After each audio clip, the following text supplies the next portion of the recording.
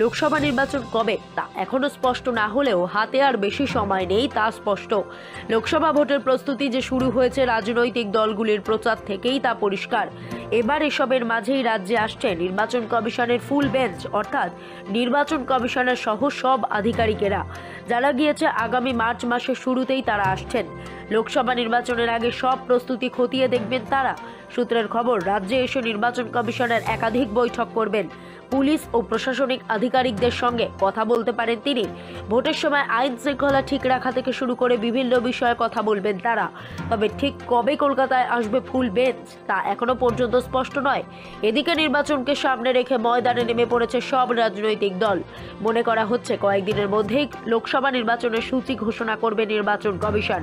তার আগেই একাধিক নির্দেশিকা পাঠানো হয়েছে কমিশনের তরফে। কোনোভাবেই রাজনৈতিক প্রচারে শিশুদের ব্যবহার করা যাবে না বলে নির্দেশ দেওয়া হয়েছে। ব্যুরো রিপোর্ট, সময় কলকাতা।